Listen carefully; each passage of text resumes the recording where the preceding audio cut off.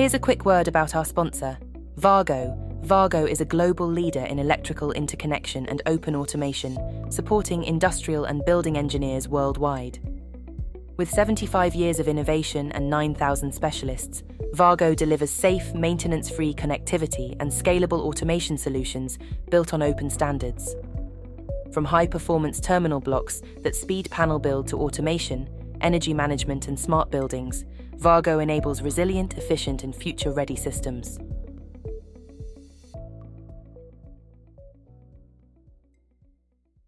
The evolution and changes in the E+T wiring regulations BS 7671. The E+T's wiring regulations are a constantly evolving body of work, and its latest iteration was launched in April 2026.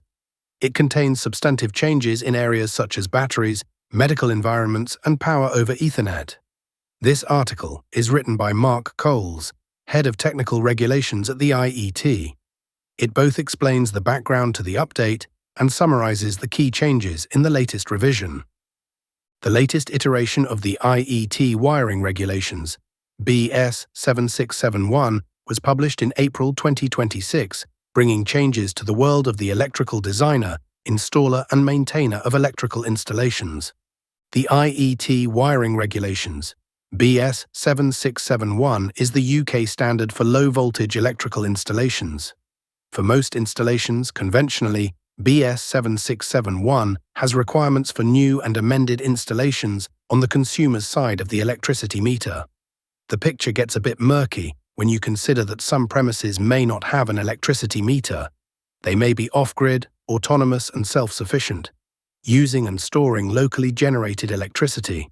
It also applies to bigger installations, such as those in factories or hospitals where low-voltage electrical installations are supplied from private transformers rather than the public supply in the street.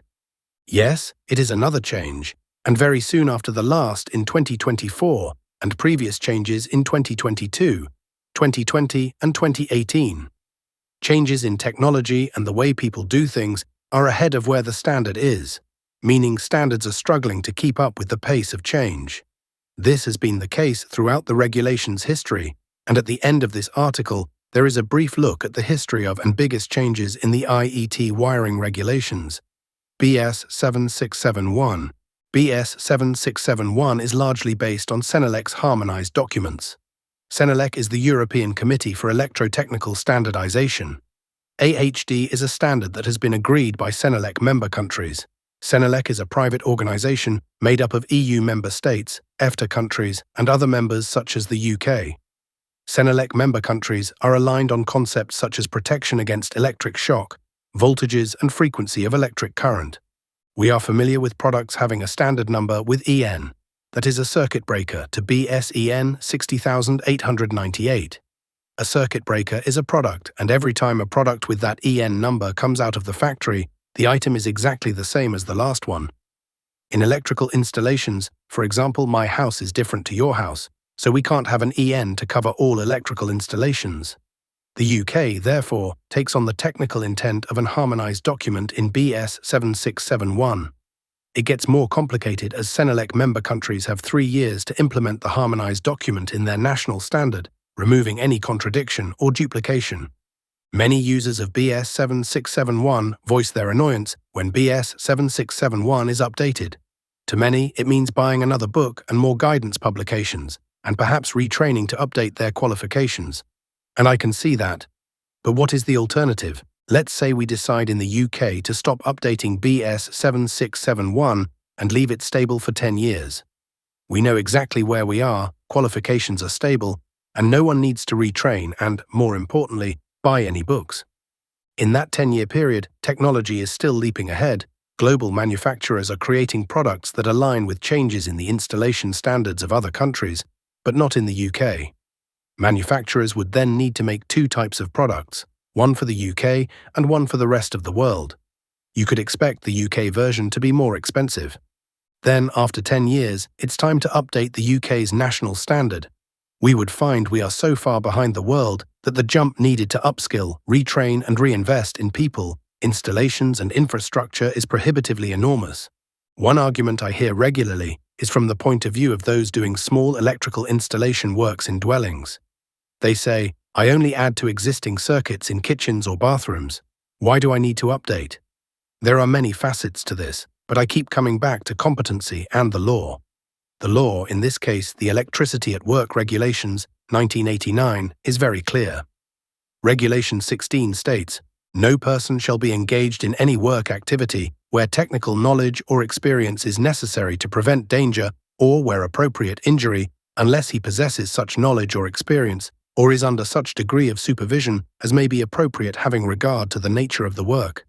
Where an installation has battery storage, and this is used, for example, to keep a permanent supply to a freezer, how can a person be competent to work on a system when they are not up to date with current requirements? These are reasons as to why BS 7671 is regularly updated. The days of the evergreen electrician are gone. The main changes in BS 7671:2018 plus A 4:2026 are largely related to technology. One area is stationary secondary batteries. Chapter 57 brings requirements for battery storage. Note the word secondary. This implies that the unit can be recharged, while a primary battery is one that is procured fully charged and discarded once depleted. Battery storage technology is advancing at breakneck speed, and over a few short years, the available storage capacities have grown. Prices have dropped as take-up of the technology increases. In electrical installations, we will be somewhat familiar with solar photovoltaic, or PV systems, which can charge batteries during the day for the stored energy to be used overnight, for example. What we are seeing is batteries being installed where a PV system is not present.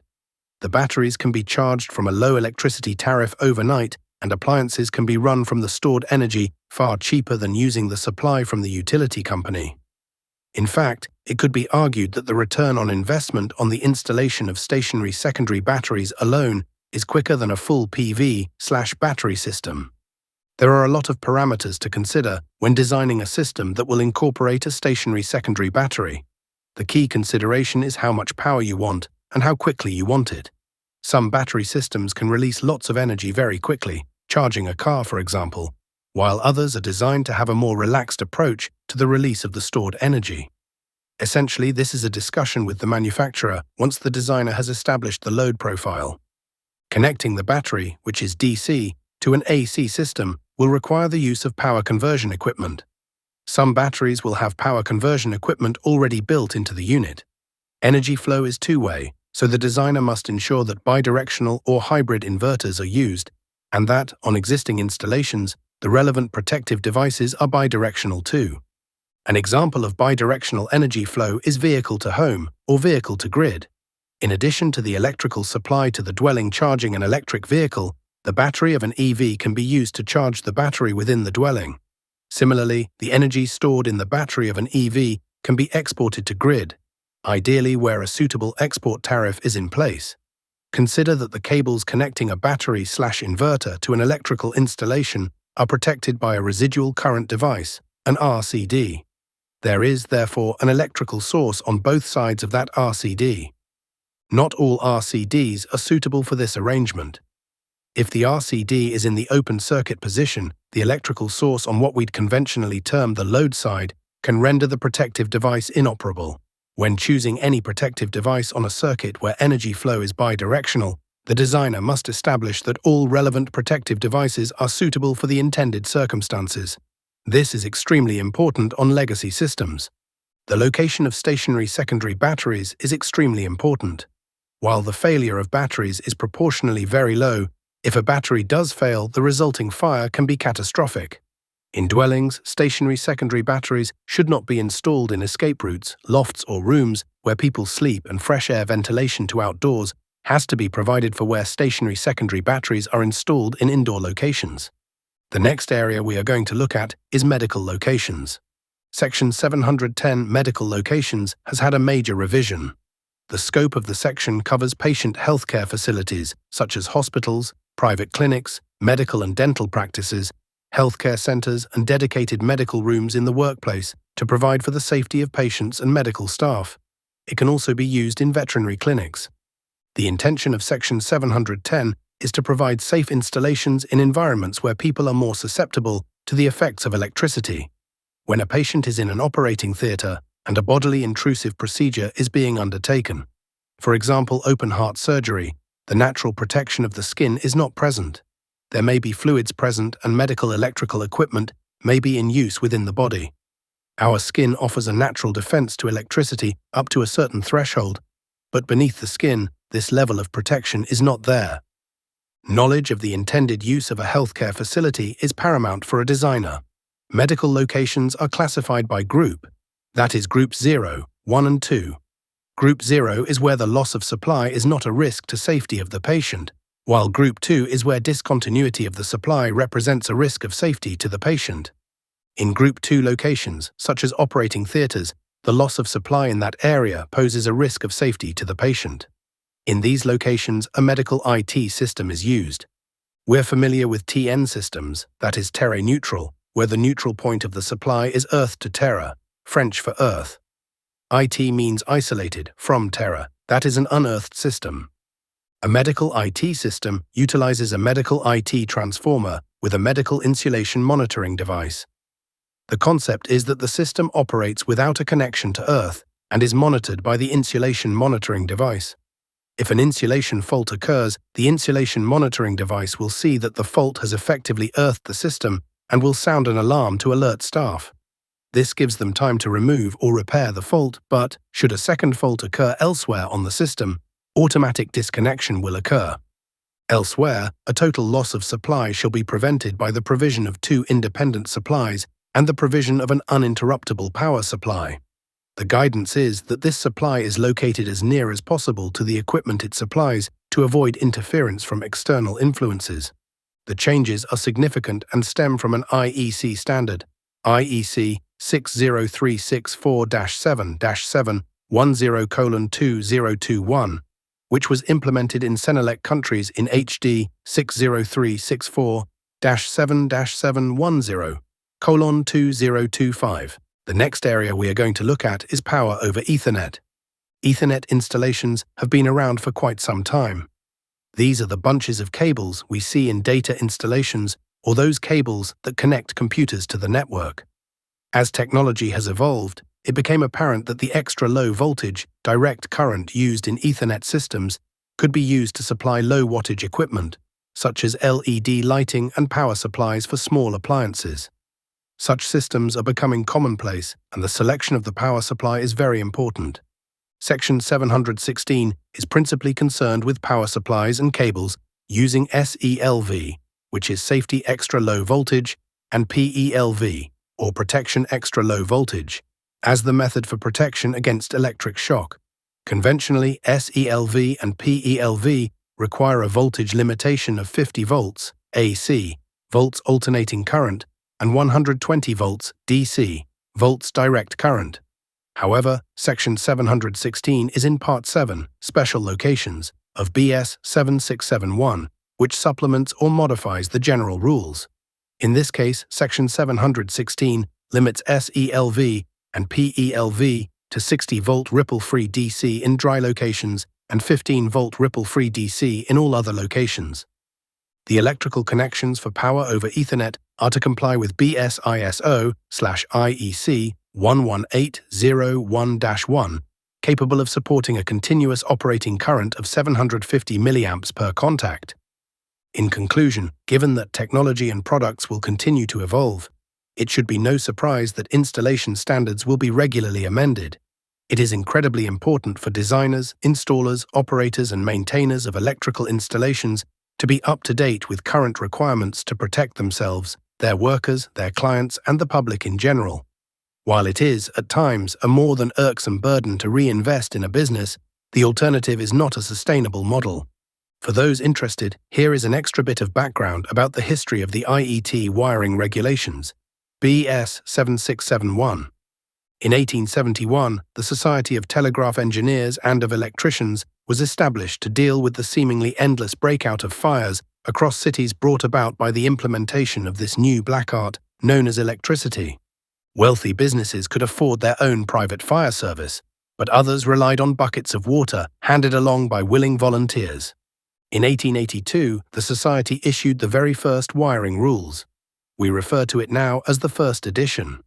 It wasn't a standalone publication, but part of a journal issued by the Society of Telegraph Engineers and of Electricians in September 1882. Subsequent editions were published as standalone publications. The constitution of the committee, as cited in that first set of rules, is quite astonishing. Notaries include Professor W. G. Adams, FRS, a pioneer in light and magnetism; Sir Charles T. Bright, responsible for the first transatlantic telegraph cable in 1858; Sir William Thomson, FRS, 1st Baron Kelvin, for his work on the coldest possible temperatures. He was rewarded by the naming of units for absolute temperatures in units of Kelvin. Over the intervening years, many changes were implemented as technology developed. The Society of Telegraph Engineers and of Electricians became the Institution of Electrical Engineers, the IEE, which in 2006 became the IET. A relaxation to the regulations occurred in 1942, when it was clear that materials were in short supply, but this was terminated as of March 1, 1946. A fascinating piece of work was carried out in 1944 and published as Post-War Building Studies No. 11 Electrical Installations, published for the Ministry of Works by His Majesty's Stationery Office. Committees were commissioned to envisage the landscape of the UK post-war and prepare the populace given that there would be a shortage of money and materials. The work led to the development of the ring final circuit and the BS 136313 amp plug and socket outlet system.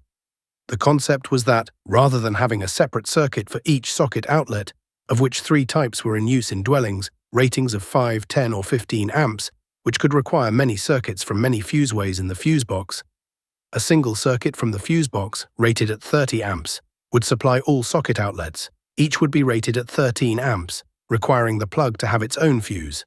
The next big change was in 1992. The 16th edition of the IEE wiring regulations was published in 1991. But in 1992, the IEE wiring regulations became a British standard, BS 7671. The history was that in 1973, the UK joined the European Economic Community, often referred to as the Common Market, or the EU as we now know it. One of the concepts was that traders could sell products across borders of European countries without hindrance. In 1992, the Maastricht Treaty was signed, and member states agreed common economic provisions. BS 7671 took a large slice of commonality with installation standards in European countries, aligning on products and concepts, meaning that products made in the UK could be sold and used in France, for example. IEE and BSI, the British Standards Institution, the UK's national standards body, came together to jointly manage and publish BS 7671. The IEE wiring regulations. IEE had the historical gravitas, experience and committees of experts, while BSI had access to international and European standardization. This article was written by Mark Coles, Head of Technical Regulations at the IET.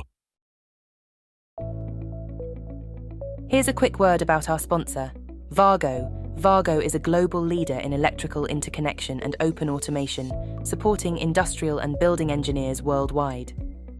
With 75 years of innovation and 9,000 specialists, Vargo delivers safe, maintenance-free connectivity and scalable automation solutions built on open standards.